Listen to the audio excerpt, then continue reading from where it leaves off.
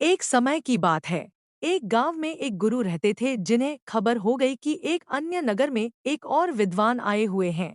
वे अद्भुत ज्ञान के मालिक थे और आगे बढ़ने के लिए सबकी सहायता कर सकते थे। ये खबर सभी को बहुत पसंद आई और सभी लोग उस नगर में उनसे मिलने के लिए जूझने लगे। इन दो विद्वानों की राजा को पता चलते ही वहां का राजा उनसे बात करने के लिए अपने दरबार में बुला ले आए। राजा ने दोनों विद्वानों से अपने राज्य में ज्ञान का प्रचार करने का आग्रह किया। दोनों विद्वान ने राजा के आह्वान को स्वीकार किया और उन्होंने राजा के सामने आगे जाकर कहा, आपके सामर्थ्य के लिए हमें गर्व महसूस हो रहा है। महाराज, हम आपकी सेवा में हमारा सर्वोच्च कर्तव्य मानने के लिए तत्पर हैं। राजा ने खुशी से भरे होठों से कहा, तुम्हारे सामान्य भाषा में जनता को समझाओ। पहले विद्वान मुस्कुराते हुए बोले, अच्छा महाराज, हम आपके राज्य के राजा और प्रजा के बीच बातचीत को सुगम बना सकते हैं।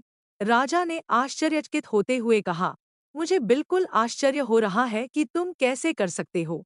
ये तो मेरे लिए। दूसरे विद्वान ने मुस्कुराते हुए कहा, महाराज, हम आपके राज्य के लोगों को सामग्री के बिना खाने का ज्ञान दे सकते हैं। राजा ने बहुत ही आश्चर्यचकितता से कहा, मैं ये सचमुच मानने में सक्षम नहीं हूँ। कृपया मुझे बताओ, तुम इस बात को कैसे संभव कर सकते हो। पहले विद्वान ने कहा, महाराज, हम विज्ञान का उपयोग करके एक ऐसा उपकरण बना सकते हैं जिससे हम राजा की मर्यादा के साथ बातचीत कर सकते हैं। यह उपकरण हमारे बहुत सारे प्रयोगों को सुलभ बना सकता है जिससे खाने की जगह नहीं होती है।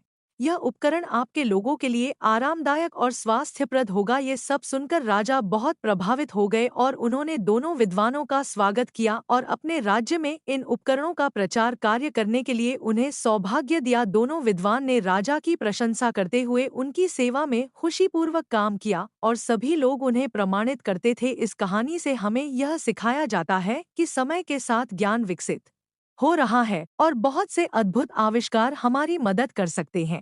दो विद्वानों के उदारता, समर्पण और सेवा भाव की मिसाल हमें ये बताती है कि हमें हमारे ज्ञान और कौशल को समाज की सेवा में लगाना चाहिए।